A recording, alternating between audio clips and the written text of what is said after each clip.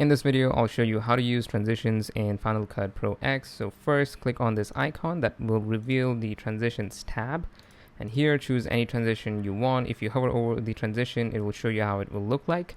So I'm just gonna go with this light noise. So if I wanna use this light noise transition, all I have to do is click on this, drag it, and put it between any of the two clips I want to add it to. So if I wanna add it here, I'll just do this and you will be able to see the transition right here. If you want a long or a short transition, you can do that by just clicking on the transition and just doing this.